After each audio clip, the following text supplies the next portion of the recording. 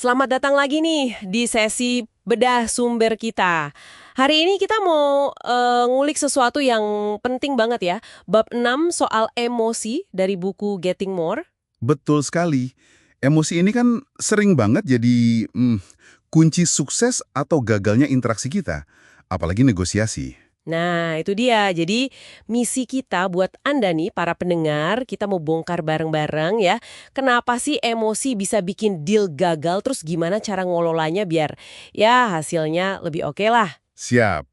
Jadi, buku ini tuh bilang hampir semua negosiasi penting itu ya pasti ada emosinya. Kuat malah. Kenapa ya?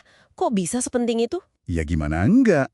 Kan banyak yang dipertaruhkan. Harapan kita, ya kan? Reputasi juga. Terus sumber daya. Jadi potensi buat kecewa, atau kehilangan muka, atau hilang kendali itu selalu ada, gitu. Oke, jadi wajar kalau emosi muncul ya. Tapi pemicunya apa aja biasanya? Wah, macam-macam. Bisa karena kita ngerasa dibohongi, atau dituduh yang nggak bener, ngerasa nggak adil, dihancam, atau lihat orang lain serakah gitu. Kadang juga karena komitmen dilanggar, atau pihak lain kelihatan nggak siap. Bahkan hal sepele kayak nggak diucapin terima kasih pun bisa jadi pemicu loh.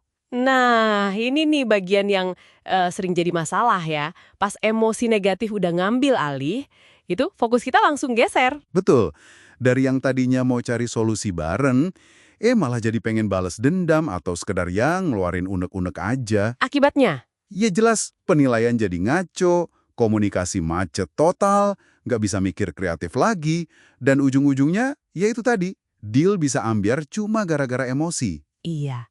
Makanya strategi kunci yang dibahas di bab ini, dan ini mungkin agak lawan intuisi kita ya, itu adalah jangan buru-buru lawan emosi pakai logika. Oh ya, kenapa gitu?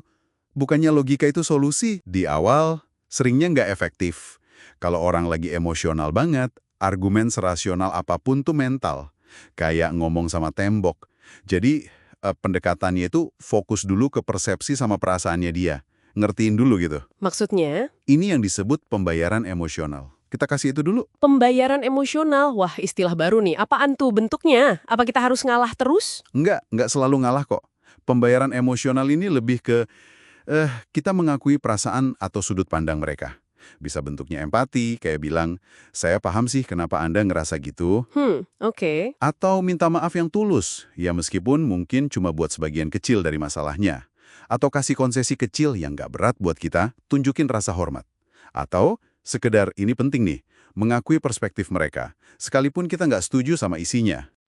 Oke. Jadi bukan berarti kita setuju sama omongan dia, tapi kita mengakui kalau begitulah dia melihat masalahnya saat itu. Gitu ya. Tepat, persis. Intinya, bikin mereka ngerasa didengerin dan dipahami dulu. Baru setelah itu, logika bisa masuk. Selain itu, ada lagi? Ya, penting juga buat kita sendiri jaga ketenangan. Apalagi pas diserang.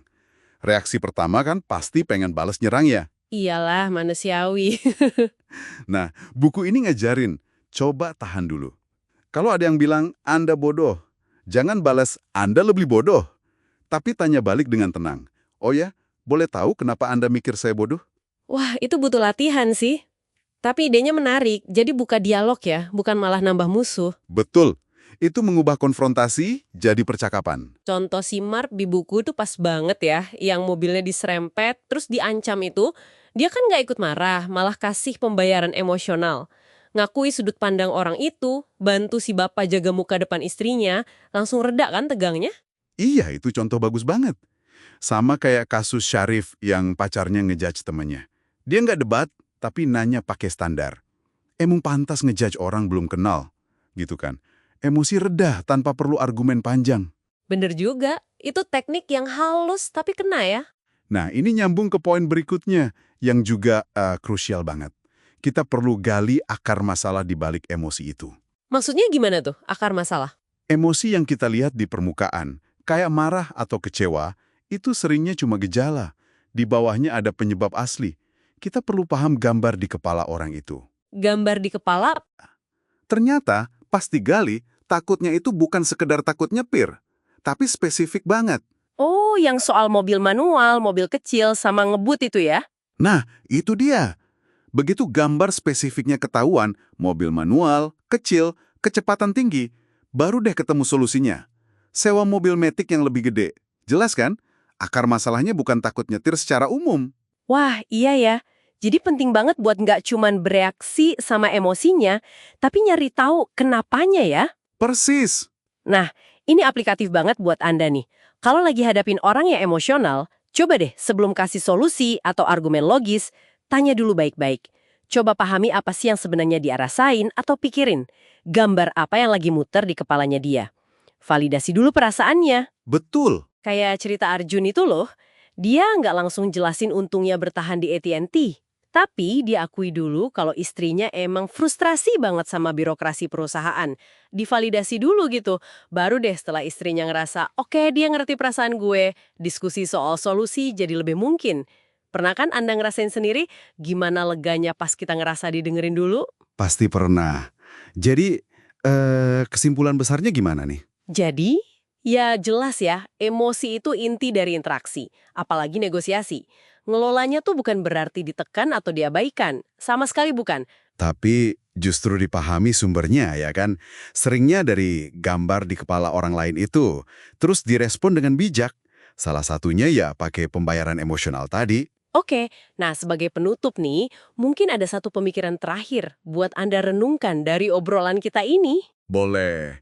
Coba deh Anda ingat-ingat lagi. Satu negosiasi atau mungkin interaksi aja yang pernah alot banget atau buntu. Nah, coba pikirin, seberapa besar sih peran emosi yang nggak kekelola, emosi Anda atau emosi dia di situasi itu? Pertanyaan bagus tuh. Terus, coba bayangin lagi. Kira-kira hasilnya bakal beda nggak ya? Seandainya waktu itu Anda coba strategi ini. Coba pahami dulu gambar di kepala dia, terus kasih pembayaran emosional yang pas sebelum keburu panas adu argumen. Ya, sekedar buat direnungkan aja.